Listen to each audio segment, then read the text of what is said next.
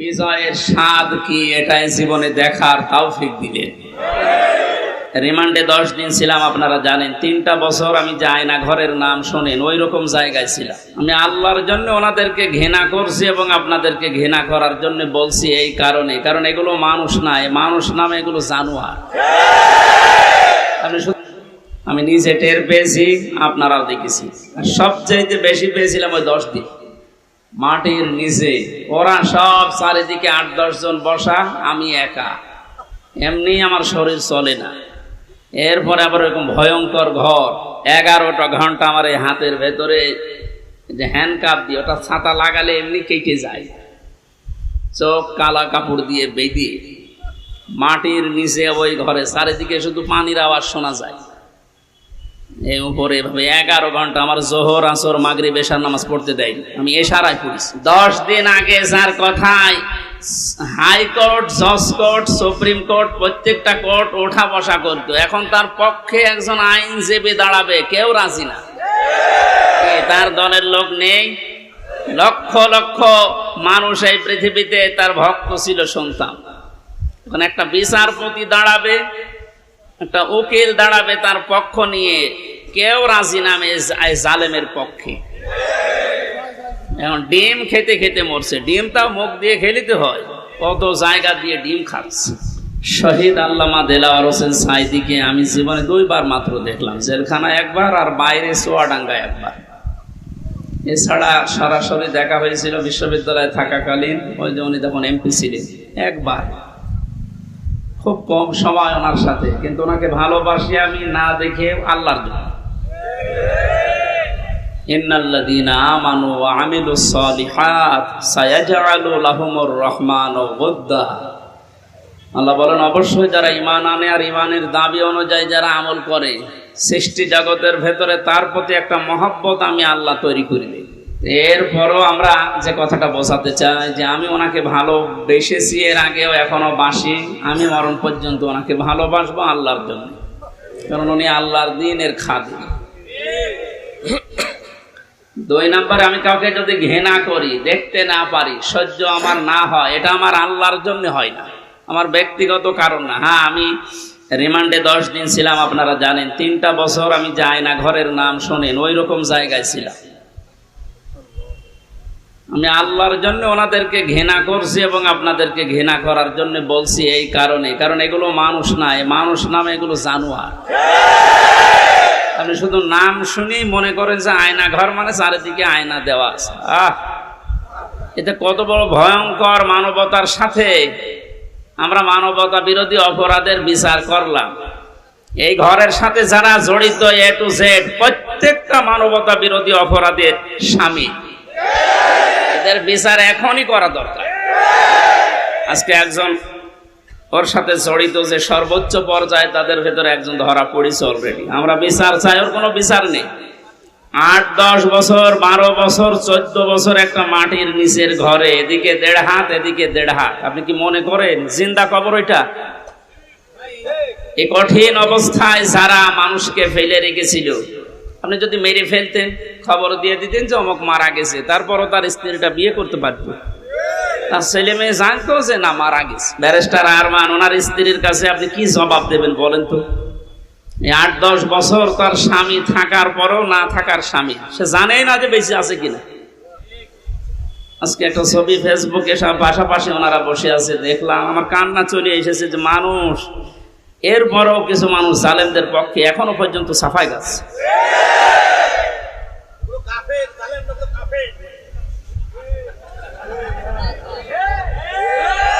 ঠিক আছে ভাইয়া,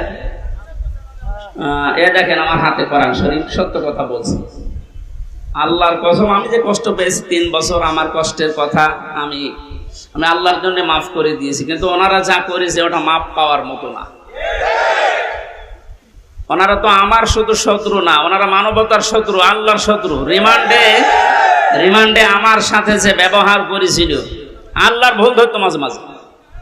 এই যে অফিসার গুলো ছিল কাউন্টার টেররিজমের, এই মেন দায়িত্বে যে লোকটা ছিল আসাদুজ্জামান, মনিরুল তো আগে ছিল, আমার সময় আসাদুজ্জামান, এরপরে এএসপি আতিকুর রহমান,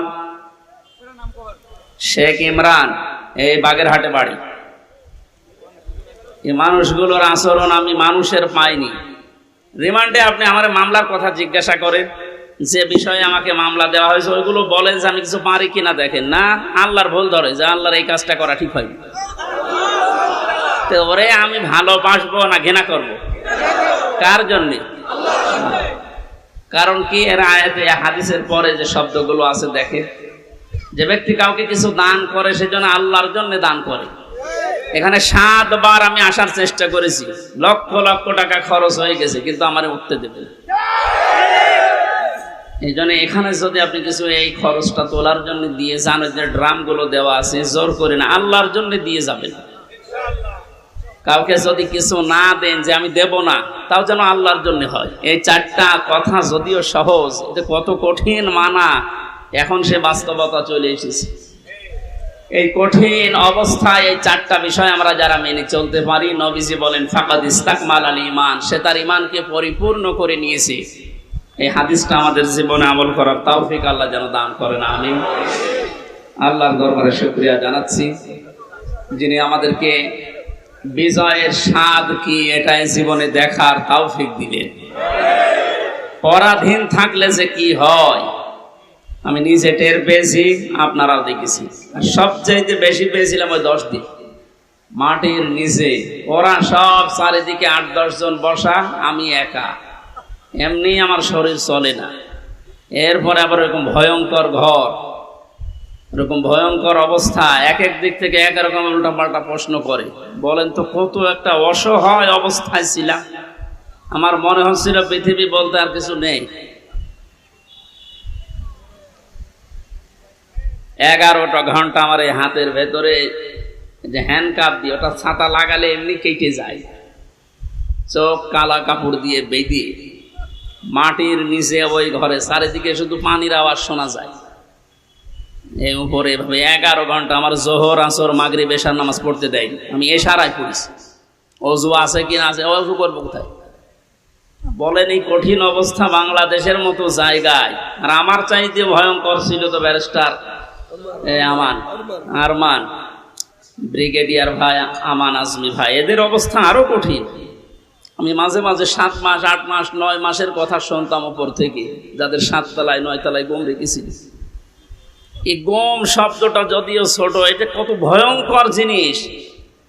আমি তো 7-8 মাস আমি জেলে আছি জানতাম, বাইরের মানুষও জানতো, আমার পরিবার। আর ওদের এই 8-9 বছর জানেই না যে বেঁচে আছি। আমারও গমের মতোই রেখেছিল, কারণ আমার কোনো যোগাযোগ ছিল না, বিচ্ছিন্ন। মার্ডার করে গেছে সে 2 দিন পরে, 7 দিন পরে মোবাইলে কথা বলতে পারে বাড়িতে যে আমি আছি। আর আমার 8 মাস হয়ে গেছে, আমি জানি না যে বাইরে কেউ আছে কিনা। কারারক্ষীর কাছে একটু চিরকুট লিখে দিলে ওই যাবে, আসবে, তারপরের দিন তার ডিউটি পড়বে, বাড়িতে যাবে, বাড়ি থেকে সংবাদ আসবে, সে আসতে আসতে মনে হয় সংবাদ বাসি হয়েছে। এই জন্য পরাধীন ছিলাম আমরা, এখন আলহামদুলিল্লাহ স্বাধীন হয়েছি। স্বাধীন হলে, বিজয় পেলে মানুষ কি করবে, আজকের তেলাওয়াতকৃত আয়াতগুলোতে আল্লাহ জানিয়েছে। আমরা কোরআন থেকে নিতে চাই নাকি? মান ক্বালা বিহি সাদাকা, যারা কোরআন দিয়ে কথা বলে, নবীজি বলেন এরা সত্য কথা বলে। এই জন্য আমরা সত্য কথা শুনতে চাই এবং বলতে চাই কোরআন দিয়ে। ওমান আসদাকু মিনাল্লাহি কিলা, আল্লাহর চাইতে সত্য কথা কেউ বলে? আর আমান হাকামা বিহি আদালা, যারা কোরআন দিয়ে বিচার করে এরা ন্যায় বিচার করতে পারে। সত্যি যদি কোরআনের বিচার ব্যবস্থা কায়েম হয়ে যায়, জালেম জারাস এরা যদি এদের বিচার দুনিয়ায় পেয়ে যায়, এদের উপকার আমাদের উপকার। কারণ জালেমের বিরুদ্ধে মামলা হামজার না, জালেমের বিরুদ্ধে মামলা কার? এটাকে আমি বানালাম।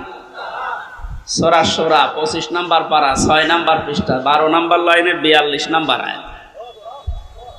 আল্লাহ পাক বলেন ইন্নামাস সাবিলু আলাল্লাযীনা ইয়াযলিমুনান নাস ওয়া ইয়াবগুনা ফিল আরদি বিগাইরিল হক উলাইকা লাহুম আযাবুন আলীম।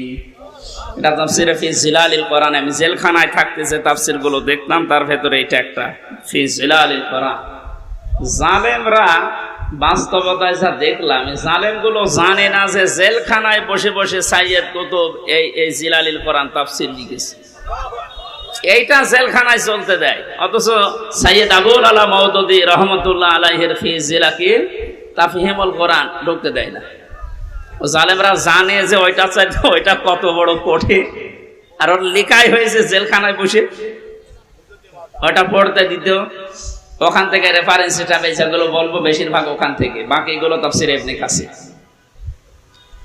আল্লাহ পাক বলেন, কিয়ামতের ময়দানে আমি আল্লাহ নিজে মামলা দায়ের করব, আমি নিজে কেস করব, নিজে অভিযোগ দায়ের করব তাদের বিরুদ্ধে যারা মানুষ হয়ে মানুষের উপরে অত্যাচার চালিয়েছে। ইয়াজলিমুনা নাস, আল্লাহ ইয়াজলিমুনা এটা মোজারে দিয়েছেন, বর্তমান ভবিষ্যৎ, প্রেজেন্ট ফিউচার। নাস দিয়েছেন আল্লাহ, ইয়াজলিমুনা আল মুসলিমুনা দেয়নি। মানুষ হয়ে যারা মানুষের জুলুম উপরে জুলুম করে, তাদের অধিকার নষ্ট করছে, করবে, তারা মামলার আসামি হামজা না আল্লাহ? তাহলে বাংলাদেশে এই 15 বছরে আপনি যা করেছেন মানবতার সাথে, আপনি শুধু হামজার একা মামলার আসামি না কিয়ামতে আপনি 15 কোটি মানুষের এবং আল্লাহর মামলার আসামি। আল্লাহর মামলার আসামিদেরকে আমরা এই মুক্ত স্বাধীন দেশে আর দেখতে চাই? কোনো দরকার নেই। শয়তান যেমন আল্লাহর গজব প্রাপ্ত, এগুলো আল্লাহর গজব প্রাপ্ত। শয়তান একজনের সাথে দোস্তি করেছিল, সারাদিন বন্ধুত্ব করার পরে সন্ধ্যাবেলা শয়তান ওরে ডাক দিয়ে বলছে, বন্ধু সারাদিন তো তোমার সাথে চললাম ফিরলাম খেলাম, আমি এখন আর থাকতে চাই না, আমি গেলাম। কেন? আমি তোমার সাথে থাকতে ভয় পাই। আমার সাথে থাকতে ভয় পাও? সারাদিন তো ছিলে, কে তুমি? আমার পরিচয় তো ওইভাবে আগে নাওনি, আমি হচ্ছে ইবলিশ, সুরত ধরে এসেছিলাম। ও তখন আশ্চর্য হয়ে বলে যে, আপনি দূর হয়ে চলে যাবেন আমার কাছ থেকে, আপনার পরিচয় পেলে তো আমি দূর হতাম। না, আমি যেতে চাই এই কারণে, কারণ আমি আল্লাহর একটা বিধান মানি নাই। এ কারণে আল্লাহ আমারে একটা সেজদা না মানার কারণে পৃথিবীতে পাঠিয়েছে, তাও লানত দিয়ে। আমার নাম মারদুদ, আমার নাম রাজিম, কত রকমের নাম আমার উপরে দিয়ে আল্লাহ আমার বিদায় দিয়েছে। আর আজকে 17টা সেজদা ফরজ ছিল তোমার প্রতি, একটা সেজদাও দাও না। আল্লাহ রাগ করে তোমার উপরে যে গজব নাজিল করবে, ও গজবে আমি শয়তানও পড়ে যাব।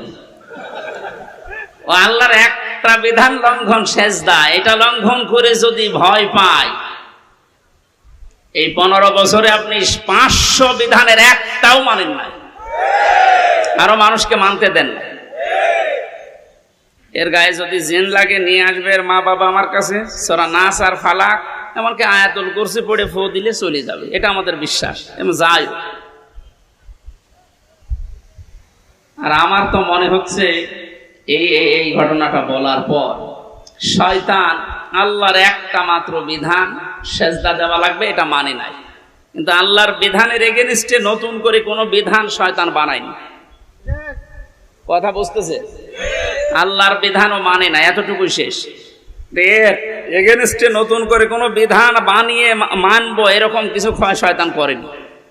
কিন্তু আল্লাহর এই পৃথিবীতে ক্ষমতা পেয়ে আল্লাহর যে বান্দা নিজে আল্লাহর বিধান মানে না এবং আল্লাহর বিধানের বাইরে নতুন করে বিধান বানিয়ে আল্লাহর বান্দাদেরকে মানতে বাধ্য করে, এটা শয়তানের চাইতে বড়।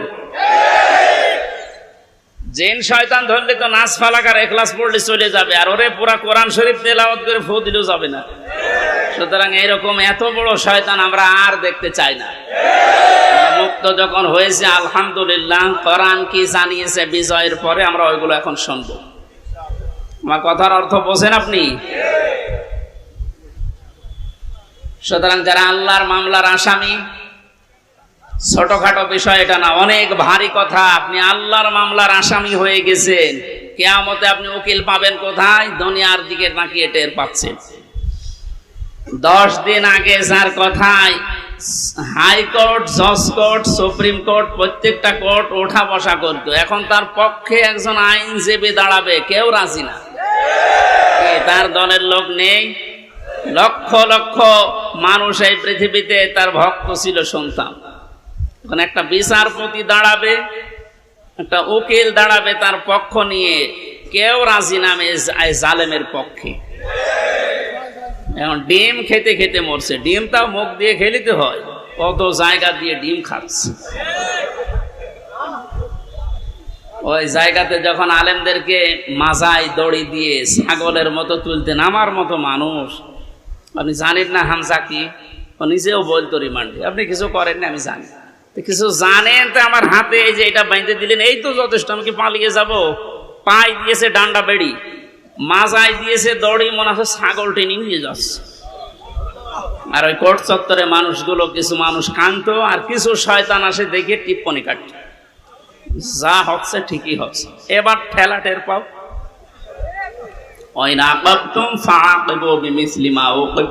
যতটুকু আপনার উপরে করা হয়েছে অতটুকু আপনি করেন, ওর চাইতে বেশি না। অতটুকু করলেও আপনি এই 15 বছর দুনিয়ায় বেঁচেও থাকতে পারবেন না।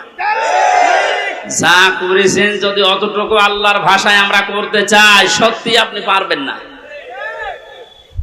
এদেশের বহু মেধাবী সন্তানেরা এই কোটার বিরুদ্ধে এমনি আন্দোলন করে না। বিশেষ করে এই 17 বছরের বাস্তবতা আমার জীবনে আমি যতটুকু দেখেছি, আপনি তাকান তো, অনার্স মাস্টার্স করার পরে বিশ্ববিদ্যালয়ে ফার্স্ট ক্লাস ফার্স্ট হওয়ার পরেও নেবে না, দলীয় পরিচয় পেছনে বিএনপি করে, শিবির করে, এই ট্যাগ দিয়ে। আরে ওইগুলো না দেখে আমার মেধা আছে কিনা ওইটা দেখ। কত বড় জুলুমের শিকার বানিয়ে রেখেছিলেন এই ছাত্র জনতাকে বলেন।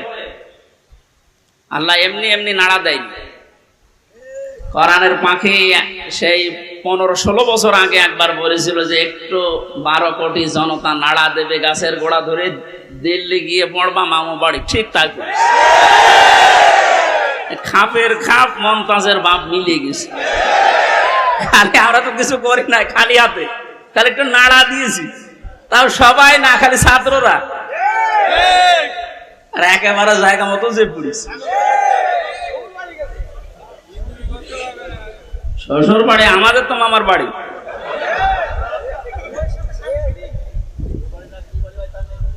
যাই হোক, আমি সে কথা বলতে চাচ্ছি, আমরা কোরআনে কারিম থেকে কথা শুনতে চাই, এবং জালেম যারা তারাও যেন মরণের পরে অন্তত তাদের আর বিচার না হয়, এই জন্য দুনিয়াতে আমরা তাদের বিচার দেখতে চাই। আপনারা আমাদেরকে শত্রু ভাববেন, আমরা আপনাদের বন্ধু, কারণ দুনিয়ায় উপকার করে দিচ্ছে। এ বিচার না হলে আপনি মনে করছেন মাপ পেয়ে যাবেন, কখনো না। আল্লাহর কাছে যা করেছিলেন ওনাকে বলেন, উনি ইচ্ছা করলে মাফ করে দিতে পারে। কিন্তু হামজার সাথে, ব্যারিস্টার আরমানের সাথে যা করলেন, এটা আমরা যতক্ষণ মাফ না করবো আপনি মাফ পাবেন না। কারণ আপনি আমাকে আর আরমানকে শুধু কাঁদিয়েছেন তা না, আমার স্ত্রীকে কাঁদিয়েছেন, আমার মেয়েকে কাঁদিয়েছেন। আমার ছোট মেয়েটা আজ পর্যন্ত আমার চেনে না, আমার কাছে আসে না, ভয়তে বলে যে হুজুর, ওরকম হুজুর বহু আসে। কারণ সেই 8-9 মাস ওরা রেখে গিয়েছিলাম, 3 বছর পর, ওটা এখন 4 বছর বয়স, ও জানবে কি করি। সুতরাং আপনি শুধু আমার একা ক্ষতি করেননি, আমার মা বাবার ক্ষতি করেছেন, আমার স্ত্রীর ক্ষতি করেছেন, আমার সন্তানের ক্ষতি করেছেন, আমার সংসারটা নষ্ট করে দিয়েছেন। সব কিছু এরকম হামজা একা, লক্ষ লক্ষ মানুষ এই দেশে আমার মতো ভিকটিম। আপনি মাপ পাবেন কয়জনে? 1 জন, 2 জন, 5 জন মাপ, কয়জন মাফ করতে পারে বলেন? এই লোকটাকে যদি আপনি মেরে ফেলেন তাহলে ওনার বিচার কি? ওনারও মেরে ফেলা লাগবে। ওনাকে যদি আমি মেরে ফেলি, আমার একটা বিচার এই যে আমাকে যদি মেরে ফেলেন তাহলে বিচার শেষ। কথা বোঝেন আমার? আর একটা সিস্টেম আছে, হ্যাঁ, ওনার স্ত্রী, ওনার মা বাবা, সন্তান আদি যারা, ওরা যদি মাফ করে দেয় টাকা পয়সা নিয়ে, জরিমানা নিয়ে, তাহলে মাফ। ওই 10 বছর, 15 বছর, 18 বছর, 30 বছর জেল দিয়ে ওই লোকটা শুধু জেল খাটাই হবে, তার উপর আবার আরেকটা জুলুম হয়ে যায়। কিন্তু ওনাকে মাপ পাওয়ার জন্য কোরআনে কারিমে হাদিসে দিয়ে 2টা বিষয় আমরা পাই। 1 নম্বরে ওনারে মাপ পাওয়ার জন্য ওনারে মেরে ফেলা লাগবে। এক কথা বলে না কেন? 2 নম্বরে শুধু মেরে ফেলা না, ওনার আত্মীয় স্বজন যদি টাকা পয়সা নিয়ে দিয়ে বলে যা মাফ করে দিলাম, ঠিক আছে। তাছাড়া মাপ পাওয়ার আর কোনো লাইন আছে? লাইন আছে? ওনার জীবন কয়টা?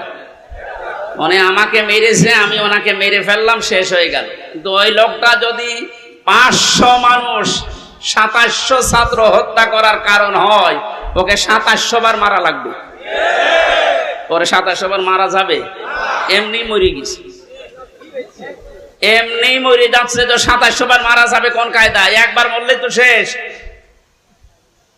2699 বার এখনো মারা লাগবে, তো আমি মারবো কি করে? কারণ এতগুলো মানুষ এই কয়েকদিনে আমার সামনে 14 জন মারা গেছে কুচকে, আমার সামনে। আমি মরণের পরে 5 তারিখে যেদিন স্বাধীন হয়ে যায়, 6 তারিখে সকাল বেলায় প্রত্যেকের বাড়িতে আমার যা সামর্থ্য ছিল, এমনিতে আমি মুসলিম, যতটুকু পেরেছি 2 মাস চলার মতো তাদেরকে দিয়ে এসেছি। নেন, হাসপাতালে গিয়েছিলাম দেখতে, এক একজনের যে অবস্থা, এই জায়গায় গুলি লাগিয়ে, এই জায়গায় বন্দুক লাগিয়ে দিয়েছি, এই জায়গায় লাগিয়ে দিয়েছি, লজ্জাস্থান নষ্ট হয়ে গেছে। এরকম বহু মানুষ হাসপাতালে কাতরাচ্ছে এখনো, সেদের কুষ্টিয়া, বাকি জেলাগুলো তো আমি তো জানি না এখন সব খবর। আর এই 8-9 দিন ছিলাম তো বাইরে, এই জন্য সব খবর জানিও না। সুতরাং আমাকে যদি আপনি একজন মারার জন্য মেরে ফেলতেন, আমার তো বিচার হয়ে যেত। আমি তো কারণ হয়ে দাঁড়িয়েছি 2700 মানুষ মারার, আমাকে তো 2700 বার মারা লাগবে। এজন্য এই বিচার এখন আর দুনিয়ায় নেই, এই বিচার করার জন্য আল্লাহ আখিরাত বানিয়েছে। 2700 বার আপনাকে মারবে, আপনার লজ্জার স্থান নষ্ট করে দেবে। এই জন্য বলছি, জালেম যারা আছেন এখনো ফিরে এসে সে সমস্ত মানুষের উপরে জুলুম করেছিলেন, ওনাদের কাছে যা, ওনারা যদি কিছু করতে পারে। তাছাড়া আল্লাহ জানিয়েছেন যে আমি মাফ করব না, কারণ এটা আমার, আমি দায়িত্ব ছেড়ে দিয়েছি যাদের উপরে জুলুম করেছিল তাদের উপর। এখন তাদেরকে বলেন, ওনারা যদি মন থেকে কিছু করে, তাছাড়া আপনি দুনিয়াও ধ্বংস করেছেন, আপনার আখিরাতও ধ্বংস হয়ে যাবে। আল্লাহ তুমি আমাদেরকে জালেম হওয়া থেকে রক্ষা করো। এই শব্দটা শুনতে যদিও সহজ মনে হচ্ছে, জালেম, এটা কত বড় নিকৃষ্ট আল্লাহর কাছে। কারণ জালেমদেরকে আল্লাহ বারবার কোরআনে জানিয়েছেন, আল্লাহু লা ইয়াহদিল কওমাজ জালিমিন, জালেমদের আমি পথ দেখাই না, হেদায়েত দেই না। আমরা যদিও অনেকে বলে, হুজুর আমাদের কেন্দ্রীয় আমির বারবার দোয়া করে, তো দোয়া করে করবো কি? জালেমদের তো হেদায়েত হবে না। আপনি কোনদিন ব্যারিস্টার আজমের কে আরমান, ব্যারিস্টার আরমানের স্ত্রীর কাছে মাপ পাওয়ার কথা না, সে মানুষ ছিল আপনার মতো। এরপরও বলছে আপনারা চেষ্টা করেন, যদি মাপ পান, না পাইলে বুঝবেন আপনার দুনিয়া আখিরাত ধ্বংস হয়ে গেছে। আল্লাহ তুমি আমাদেরকে মাফ করো, বলেন আমিন।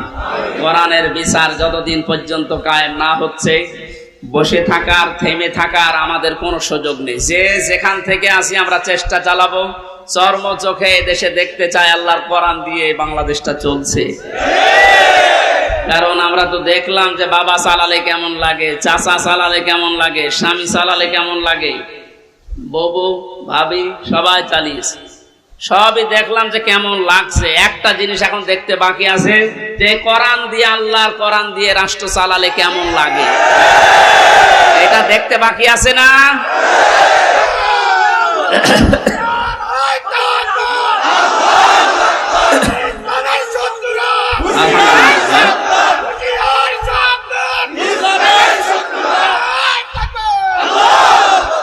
এইটা দেখতে যখন বাকি আছে, আমি মুসাফির মানুষ, মাজলুম মানুষ এবং অসুস্থ মানুষ, আর 3টা দোয়ায় কবুল হওয়ার কথা হাদিসে আছে, যে মজলুমের দোয়া কবুল হয়, মুসাফিরের দোয়া কবুল হয়, অসুস্থ মানুষের দোয়া কবুল হয়। সবাইকে নিয়ে মাগরিবের আগে আমি দোয়া করবো ইনশাআল্লাহ। সূরা নসরের তাফসীরটা করার পর আল্লাহ যেন চর্ম চোখে অন্তত এইটা দেখে যাওয়ার তৌফিক দেয় যে আমাদের এই দেশটা কোরআন দিয়ে চলছে। কি যে শান্তি পাবেন প্রত্যেক ধর্মের মানুষেরা, আমি বলে বোঝাতে পারবো না, আপনি পাবেন ইনশাআল্লাহ। আমাদের আমার হাকামা বিহি আদালা, যেহেতু নবীজি জানিয়েছেন কোরআন দিয়ে বিচার ফায়সালা করলে ন্যায় বিচার পাওয়া যায়। ন্যায় বিচার কি শুধু নাম শুনে ন্যায় বিচার পেয়েছি 17 বছর আমরা। আমার ঠনকো মূল্য চুরি মামলা দিয়েছিল, আমার মামলা খুব কঠিন না, মূল্য চুরি করলে যা হয় ওই রকম একটা, সেই মামলা আমার 30-32 বার হাইকোর্টে ওঠে, সিএম কোর্ট, জজ কোর্ট, হাইকোর্ট, 3 বার হিসাব করে দেখেন, 30 থেকে 33 বার উঠেছে, না হবে না। আর এদিকে প্রতিদিন আপনি টিভির সামনে বসে বলি ছড়ান যে আমরা ন্যায় বিচার কায়েম করছি। এই ন্যায় বিচারের নমুনা যা করেছেন বিচার ব্যবস্থায়, যাদেরকে বসিয়েছেন প্রত্যেকটা অবিচার করেছে। আর আমার 164 যে ম্যাজিস্ট্রেট নিয়েছিল, ওই শয়তানকে আমি জেলখানায় যাওয়ার 3 মাস পরে দেখি ও ভেতরে ঘুরে বেড়াচ্ছে। কি এখানে কেন? ও আমার বেকার ওই সমস্ত বিষয়গুলো লিখে, মানে একেবারে জালিয়াতি করে সই করিনি। বলছে হুজুর আপনি মাত্র কিছুক্ষণ পরে বেরিয়ে চলে যাবেন, কারণ আমি 164 বুঝতাম না, ওইসব লাইনের লোক আমরা। এই সিটারি বাটমারি এই 2 নাম্বারই করে বসে খালি সই করে দেন, নিচে আপনার ছোট ছোট মেয়েরা কাঁদতেছে, আমি জানি আপনি চলে যাবেন। ওর ওপর বিশ্বাস করে আমি সই করে নিচে আসলাম, দেখা সাক্ষাৎ করে আমার জেলে পাঠিয়ে দিলে, আনন্দে আছে যে কয়েকদিন মাত্র বের হয়ে যাবে। ও আল্লাহ শুনছো, এটা 164 আমি যা যা বলতে চাইনি ওই শয়তান সব লিখে খালি আমার ওই সইটা বসিয়ে দিয়েছে। পরে জেলখানায় দেখি কাশিমপুরে, বললাম কি আপনি এখানে, আপনি এই কাজটা ঠিক করলেন, জেনে শুনে আমার জীবনটা এভাবে নষ্ট করলেন? বলছে আমার উপর থেকে যা বলেছে আল্লাহর ওলিরা আমি তাই করছি, আমার কিছু করার নেই। তা আপনি এখানে কি? বলছে আমার বউ মামলা দিয়েছে। তোর বউ? আমিও মামলা দেবো তোর নামে। এই জন্য আল্লাহ ছাড় দিয়েছিল কিন্তু ছেড়ে দেয়নি। ইন্না বাদশা রাব্বিকা লাশাদীদ, আল্লাহর ধরা বড় শক্ত ধরা, যেটা আমরা আইন মন্ত্রী আরে দরবেশ বাবারে দেখে বুঝলাম কি দাপট গো। আমি মাঝে মাঝে আইন মন্ত্রীর আদালতে দেখতাম, আরে দরবেশ বাবা দেখতাম বসে আছে, আমারে যখন নিয়ে যেত ওই উপরে দেখা যেত তো বসে আছে দরবেশ।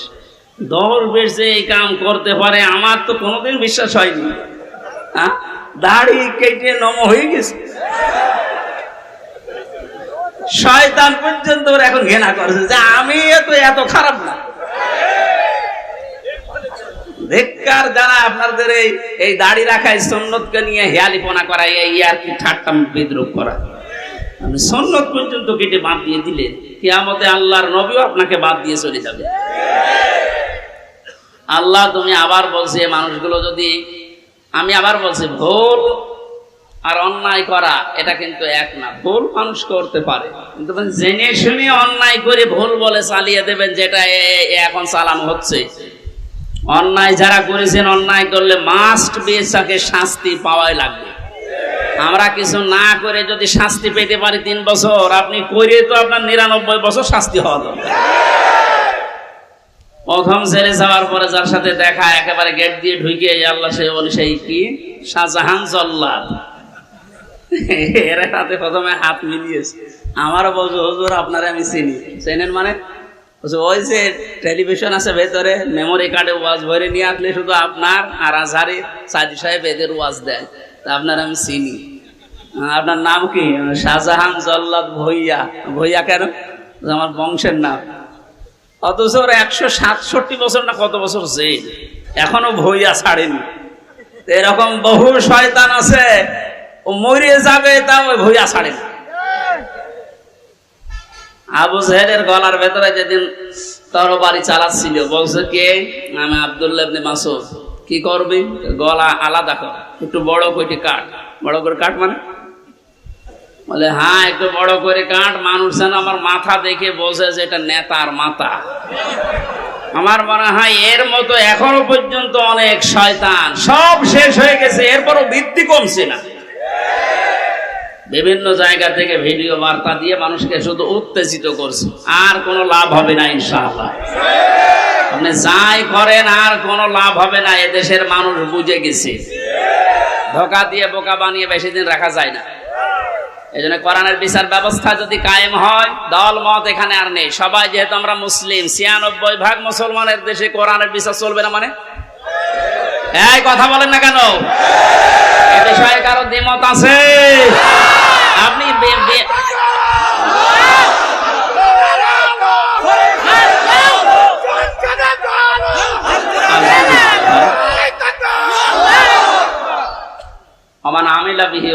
যারা কোরআন দিয়ে আমল করবে, কিয়ামতে আল্লাহ নিজে তাদেরকে পুরস্কার দান করবেন। আল্লাহ রাব্বুল আলামিন কোরআনের আমল করার মাধ্যমে পুরস্কার যেন আমাদেরকে দান করেন। দুঃখজনক হলো সত্য, 500 আমল আছে কোরআনের। কয়টা? এই দেশে এখন একটাও নেই। সামনে আস্তে আস্তে আমরা 500টা আমলই চালু করব কোরআন দিয়ে ইনশাআল্লাহ। আমান দাআ ইলাইহি হাদা। নবীজি বলেন, তুমি যদি হেদায়েতের উপরে থাকতে চাও, বড় সুব্বা গায়ে দিলে, পাগড়ি মাথায় দিলে, আর রুহুল আমিন ভাইয়ের মতো এরকম মোটা হলে হেদায়েতের উপরে থাকা যাবে? হেদায়েতের উপরে থাকতে হলে কোরআন দিয়ে ডাকা লাগবে। আমান দাআ, এখানে টান আছে, দাআ ইলাইহি হাদা। কেউ যদি হেদায়েতের উপরে থাকতে চায়, সে যেন মানুষকে কি দিয়ে ডাক দেয়?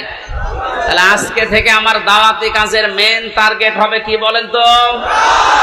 নবীজিকে পর্যন্ত আল্লাহ আদেশ দিয়েছেন, ইয়া আইয়ুহার রাসূল বাল্লিগ মা উনজিলা ইলাইকা মির রাব্বিক। হে রাসূল, আপনি তাবলীগ করেন, প্রচার করেন, দাওয়াতি কাজ করবেন কি দিয়ে? সুতরাং আমরা দলমত চিনি না, বুঝি না, এসব কিছু যেন এই কেন্দ্রিক হয়। ফাকাদ হুদিয়া ইলা সিরাতিল মুস্তাকিম। কেউ যদি হেদায়েতের উপরে থাকতে চায় কোরআন দিয়ে সে ডাকবে, এবং কেউ যদি কোরআনের ডাকে সাড়া দেয় আল্লাহ নিজে তাকে হেদায়েত নসিব করে দিবে। সুতরাং আজকে আমরা কোরআনে কারিম দিয়ে আপনাদেরকে ডাক দেব, আপনারা কোরআনের ডাকে সাড়া দেবেন। আমরা প্রত্যেকেই হেদায়েতের উপরে চলতে চাই, সিরাতে মুস্তাকিম আমরা পেতে চাই। আমিন। দরুদ আর সালাম পড়ছি মুহাম্মদ রাসূলুল্লাহ সাল্লাল্লাহু আলাইহি ওয়াসাল্লামের প্রতি। সূরা নাসর পড়েছি, মাদানী যুগের সূরা। কোরআন শরীফে 3 আয়াত বিশিষ্ট 3টা সূরা আছে, আসর, নসর আর কাউসার। কয়টা বলেন তো? নসর মানে সাহায্য, নসর মানে কি? আর নাসর মানে ইগল। নুন সাদ র, নাসর মানে সাহায্য, নুন সিন র, নাসর মানে ঈগল পাখি। এজন্য এখানে যারা তেলাওয়াত করেন এই সূরাটা নামাজে একটু মুখ গোল করে পড়বেন। আল্লাহ পাক বলেন, ইযা জা নাসরুল্লাহি ওয়াল ফাত। যখন আল্লাহর সাহায্য আসবে তখন আপনি বিজয় দেখতে পাবেন। যদি আপনি ইযা জা নাসরুল্লাহি ওয়াল ফাত বলেন সিন দিয়ে, যখন ঈগল পাখি আসবে তখন বিজয় পাবেন। পুরা মানে উল্টিয়ে যাচ্ছে। এজন্য একটু খেয়াল করে শব্দগুলো উচ্চারণ করবেন। যেহেতু এটা মাদ্রাসা আপনারা বানিয়েছেন, এলাকার মানুষেরা, আপনাদের একটা সুন্দর অন্তত ব্যবস্থা আছে। এই মসজিদ মাদ্রাসা দিয়ে শুধু ছাত্র ছাত্রী না, এখানে বয়স্ক শিক্ষা চালু করে যারা পড়তে পারেন না তাদেরকেও নিয়ে আসেন। 2-3টা একটা ব্যাচ করে দিন। আমার গ্রামের বাড়ি কুষ্টিয়ার হালসা। আমি একবার যেয়ে দেখি মানুষ নামাজে একেবারেই নেই। গ্রামে তো যেতামও কম। মহসেন সাহেবকে বললাম, মানুষজন বলতো মানুষ নামাজ পড়ে না। নামাজ পড়ে না এটা এদের দোষ না, এই দোষ আমার। কারণ নামাজ যে কি এটা এরা জানে না, আর নামাজের ভেতরে যে আসলে কি পাওয়া যায় এটা তো এরা বোঝে না। দেখেন আমি ওই ব্যবস্থাটা করে দেই, তখন আর এই 2-5 জন না, কমপক্ষে এই মসজিদে যে 500 মানুষ, ধরো 400 মানুষ চলে আসবে। 2 জন উস্তাদ রেখেছিলাম, নিজের টাকা যা আসতো সব দিয়ে বললাম যে আপনারা পড়েন। মাগরিবের পর থেকে বাবার বয়সী লোক যারা কাজ কাম নেই, সারাদিন মাঠে ঘাটে ঘাটে, বললাম পড়েন, কিচ্ছু দেওয়া লাগবে না, সব খরচ আমার, আপনার শুধু কোরআনটা শেখে। ওলা 2-3 মাস যাবার পরে দেখি মসজিদের চেহারা পাল্টিয়ে গেছে। কিন্তু মাঝখান থেকে যে আমার জীবনে একটা কালো মেঘ নেমে আসলো, ওই গেলাম, ধরে নিয়ে গেল। 3 বছরে যে বন্ধ হয়ে আছে, এখনো চালু করতে পারি নাই, আবার সামনে করবো ইনশাল্লাহ। আমি দেখেছিলাম মাত্র 2-2.5 মাসের ব্যবধানে কত মানুষ এই যে নামাজে, তখন তাদেরকে পিটিয়েও আপনি দূর করতে পারবেন না। সুতরাং এখানে মাদ্রাসা মসজিদ বানিয়েছে বয়স্কদের জন্য, মাগরিব থেকে এশা থেকে আরো রাত 9টা-10টা পর্যন্ত কোরআন কেন্দ্রিক আসেন সবাই, দলমত নির্বিশেষে। তখন আপনাকে কোরআনে কারিম নিজেই হেদায়েত দিয়ে পথ দেখিয়ে দেবে। এই জন্য তেলাওয়াত শুদ্ধ করা দরকার। এখানে বহু মানুষকে আমি দেখি, একটু বলেন তো ভাই, 7টা আয়াত পড়ে সূরা ফাতিহার 7টায় ভুল পড়ে, অথচ 10 বছর নামাজ পড়ছে না। এটা তেলাওয়াত শুদ্ধ করা দরকার। আল্লাহ পাক জানিয়েছেন, ইযা জা নাসরুল্লাহি ওয়াল ফাত। যখন আসবে আল্লাহর সাহায্য তখন আপনি বিজয় দেখতে পাবেন। এতদিন পর্যন্ত আমরা আল্লাহর সাহায্য কি এটা পাইনি, এজন্য বিজয়ও পাইনি। বদরের ময়দানে বিশ্বনবী মাত্র 80 জন মানুষ নিয়ে গিয়েছিলেন, না 313 জন, আর ওদের ছিল 1000 এর উপরে। আল্লাহর পক্ষ থেকে আল্লাহ সাহায্য পাঠিয়েছিলেন, এই জন্য মহান আল্লাহ ওই সময় তাদেরকে বিজয় কি দেখিয়েছিলেন। আবু জেহেলের মতো এত বড় লিডারকে আল্লাহ ওই দিন দুনিয়া থেকে লাঞ্ছিত অবস্থায় বিদায় দিয়েছেন। যোগে যোগে শুধু বদরের ময়দান না, কিয়ামত পর্যন্ত এরকম বদরের ময়দান কায়েম হতে থাকবে। বড় বড় কাফের যারা, বড় বড় মুশরিক যারা, আল্লাহদ্রোহী যারা, তাদেরকে আল্লাহ বিদায় করবেন যদি আল্লাহর সাহায্য এসে থাকে। আমাদের দেশেও কম ছিল না, বহু মানুষকে আমরা দেখেছিলাম অহংকারে পা মাটিতে পড়তো না। আল্লাহ রাব্বুল আলামিন এই মানুষগুলোকে বিদায় করে দিয়ে তার সাহায্য পাঠিয়ে একটা বিজয় আমাদেরকে যে দেখালেন, বিজয় পাওয়ার পরে যে দৃশ্যটা, এটা এখন আবহমান জারি আছে, যেটা আমি আমার চোখে দেখতে পাচ্ছি আয়াত অনুযায়ী। দেখেন তো মেলে কিনা। ওয়ারাআইতান নাসা ইয়াদখুলুনা ফি দীনিল্লাহি আফওয়াজা। আপনি যখন বিজয় পাবেন, সাহায্য পাওয়ার পরে, তখন দেখবেন দলে দলে পালে পালে মানুষ ইসলামে প্রবেশ করছে। বাংলাদেশের এই 64 জেলার দিকে তাকালে, শুধু ইন্টারনেটের দিকে একটু চোখ বোলান, দেখেনি আয়াতটা এখন কার্যকর হওয়া অলরেডি শুরু হয়ে গেছে। ইসলামপন্থী মানুষ, বিশেষ করে যারা একামতে দিনের দায়িত্ব পালন করে, যারা মন থেকে কাজ করে, তাদের যে অ্যাক্টিভিটিস গুলো, তাদের যে কাজকর্মগুলো, তাদের যে ইখলাস আমরা দেখতে পাচ্ছি। দাওয়াতও দেওয়া লাগছে না, তাদের ইখলাস দেখে, শুধু কাজ দেখে এখন মানুষ ইসলামে প্রবেশ করে অলরেডি ফেলছে। আমার তো মনে হচ্ছে এই আয়াতটা আল্লাহ আমাদেরকে অলরেডি দেখাবে। সূরা কাসাস থেকে একটা আয়াত কালকে আমি পড়ছিলাম, ونريد أن نمن على الذين استضعفوا في الأرض ونجعلهم أئمة ونجعلهم الوارثين। ওই কিচ্ছা কাহিনী না, একেবারে বাস্তব যেটা ঘটবে বা ঘটতেছে, ওইটা আপনি কোরআন থেকে শোনেন। আল্লাহ পাক বলেন, ওই জামানায় হযরত মুসা আলাইহিস সালামের যে দলটা ছিল, তিনি যে দলের লিডার ছিলেন, ফেরাউন বহু দলে বিভক্ত করে মানুষদেরকে দুর্বল করে রেখেছিল। শুধু একটা দলকে সে টার্গেট বেশি নিয়েছিল, সেটা মুসা নবীর দল। আমার আল্লাহ নিজের পক্ষ থেকে জানালেন, আমি আল্লাহ কিন্তু ইচ্ছা আলাদা করেছিলাম। আমার আল্লাহর ইচ্ছা ছিল এইটা, যে দুনিয়ার ময়দানে আমি মুসা নবীকে এই জামানায় এই জাতির নেতৃত্বে বসাবো এবং জমিনের ওয়ারিস, উত্তরাধিকারী তাদেরকে বানিয়ে দেব। আমি তাই করেছিলাম। ইয়াটা এখন বাস্তব আমার মনে হচ্ছে, আমার চোখে ভাসতেছে। আল্লাহ, তুমি সূরা কাসাসের 5 নাম্বার আয়াতটা আমাদেরকে দেখাও। স্বৈরাচার নব্য ফেরাউন এই পৃথিবীতে বহু দল ছিল এদেশে, সব দলকে টার্গেট না করে শুধুমাত্র কোরআনে কারিম এই পৃথিবীতে যেন বিদায় নেয়, কোরআনের লোকগুলো যেন এই দুনিয়াতে আসতে না পারে, এই কাজ করার জন্য যারা চেষ্টা চালিয়েছিল, আল্লাহ তাদেরকেই যেন জাতির ইমাম আজ দিনের পর দিন বানিয়ে দিচ্ছে।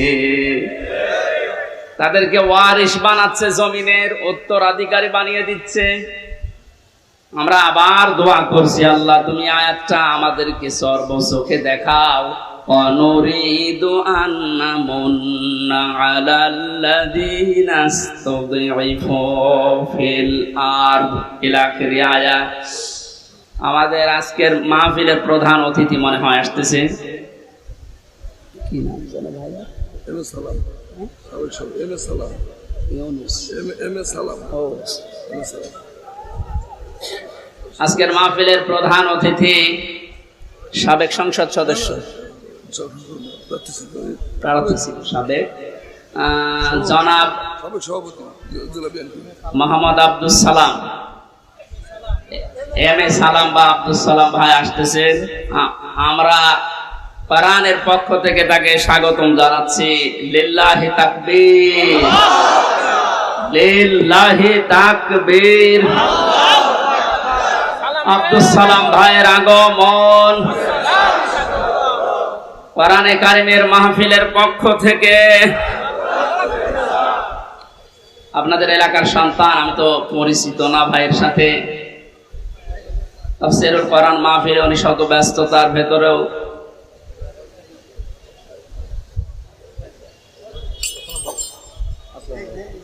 স্বাধীন বাংলাদেশের যে স্বাদ এখন আমরা পাচ্ছি, সেই দেশে উনি এসেছেন, আলহামদুলিল্লাহ। সালাম ভাই পরে একটু পরে কথা বলবে ইনশাল্লাহ। আমরা আয়াতটা শেষ করিনি, আপনারা আছেন তো? পারিবারিক জীবন নিয়ে যে বইটা আমি লিখেছিলাম, ওই বইটা আমি নিয়ে এসেছি। ওইটা আপনারা যাবার সময় গেটে আছে আমার গাড়িতে, ওই ডানের গেটে নিয়ে যাবে, কাজে লাগবে স্ত্রীদের জন্য। আমি ওইদিকে যাচ্ছি না, ওটা লিখেছিলাম জেলখানার দৃশ্যগুলো দেখে। আজকে আমাদের মাহফিলে যিনি এসেছেন প্রধান অতিথি হিসাবে জনাব এম এ সালাম ভাই, উনি আর কিছুক্ষণ পরে আপনাদের সামনে দোয়া নেবেন, কথা বলবেন। আমরা আয়াতটা শেষ করি, যেহেতু তাফসীরুল কোরআন মাহফিলে। কোরআনের আয়াতের দিকে তাকালে আমি যেটা দেখতে পাই, ইয়াদখুলুনা এটা মুজারে, বর্তমান ভবিষ্যৎ, প্রেজেন্ট ফিউচার। ফি দীনিল্লাহ, আল্লাহর দ্বীনের ভেতরে। বলেন তো দ্বীন কার? আল্লাহ। দ্বীন কি আমির হামজার, এম এ সালামের? কার? দ্বীন আল্লাহর। বলেন দ্বীন কার? দ্বীনের মালিক এই পৃথিবীতে কেউ না, এমনকি বিশ্বনবী মুহাম্মদ রাসূলুল্লাহ দ্বীনের মালিক ছিলেন না, তিনি দ্বীনের খাদেম ছিলেন। কি ছিলেন বলেন তো? আমরাও দ্বীনের কি? খাদেম। সুতরাং আমরা খেদমত করে যাব দ্বীন ইসলামের, দ্বীনে আল্লাহর এই দ্বীনকে আমরা জমিনে জিন্দা রাখার জন্য চেষ্টা চালিয়ে যাব। কারণ খাদেমের যে কাজ, কামলার যে কাজ, আমরা সেই দায়িত্ব নিয়েছি। আমরা যেন চর্ম চোখে অন্তত এটা দেখতে পাই যে আল্লাহর দ্বীন এই জমিনে কায়েম হয়ে গেছে। যেহেতু সেই পর্যায়ে আস্তে আস্তে আসতেছে, এখন আনন্দ বিজয় কিভাবে উল্লাস করবেন, উদযাপন করবেন, আল্লাহ কোরআনে কারিমে সূরা নাসরে জানিয়েছেন, ফাসাব্বিহ বিহামদি রাব্বিকা ওয়াস্তাগফির। আল্লাহর সাহায্য এবং বিজয় যখন আসবে তখন আপনি ইস্তেগফার করেন আর হামদ প্রকাশ করেন, তাসবিহ করেন। এখানে তাসবিহ কি? এক একটা সৃষ্টি জগতের তাসবিহ হামদ এক এক রকম। গাছের হামদ হচ্ছে সকালে আর বিকালে ছায়াটা লম্বা করে দিয়ে সেজদা দেওয়া, এটা তার হামদ, তার প্রশংসা। সৃষ্টি জগৎ যে যেখানে আছে ওইভাবে প্রশংসা আদায় করে। আমাদের প্রশংসা আদায় করার মাধ্যম কি? আমাদের যদি হামদ প্রকাশ করা লাগে একেবারে টুটি পর্যন্ত খেয়ে আলহামদুলিল্লাহ বললাম হয়ে গেল না, এটা না। আপনি এটা খাবারের পরে যে শক্তি অর্জন করলেন, আপনার মেধা, আপনার যোগ্যতা, যা যা পেলেন, এইটা আল্লাহর দ্বীন এই পৃথিবীতে জারি করার জন্য, প্রচার করার জন্য, কায়েম করার জন্য আপনি ব্যয় করবেন, এটা হচ্ছে হামদ। আল্লাহ এই হামদ করার তৌফিক এখন আমাদেরকে দেন। ওয়াস্তাগফির, ইস্তেগফার করা, পূর্বের যে সমস্ত অপরাধগুলো করেছি সামনে আর করব না, সচেতন হয়ে যাব, এই হিসাব নিকাশ করে আমরা ইস্তেগফার করব আল্লাহর কাছে। এই এদিকে তাকান, ইস্তেগফার আর তাওবা এই দুইটা জিনিস কিন্তু এক না। আপনি সব সময় ইস্তেগফার করতে পারেন, আস্তাগফিরুল্লাহ আস্তাগফিরুল্লাহ আস্তাগফিরুল্লাহ পড়তেই পারেন সব সময়। সবচাইতে আল্লাহ বেশি খুশি এই শব্দটা শুনলে, যে আস্তাগফিরুল্লাহ, হে আল্লাহ আমি ক্ষমা চাই।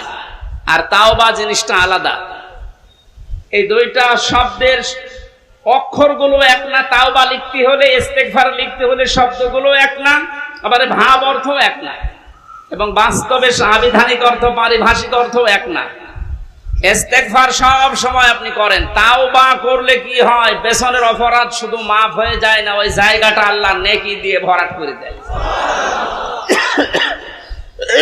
আল্লাহ এখানে জানিয়েছেন ওয়াস্তাগফির, হে নবী আপনার উম্মতদেরকে বলেন যারা, তারা যেন বিজয় পেলে লাফালাফি না করে, আনন্দ উল্লাস করতে গিয়ে আল্লাহর বিধানের বাইরে চলে না গিয়ে তারা যেন ইস্তেগফার করে। তাওবা, ইস্তেগফার এগুলোর ভেতরে নিমজ্জিত থাকে। ইন্নাহু কানা তাওয়াবা, অবশ্যই তিনি তওবা কবুলকারী, ইস্তেগফার করলে তাকে মাফকারী। আল্লাহ এই আয়াতগুলো চর্ম চোখে আমাদেরকে দেখার তৌফিক দিন, আমিন।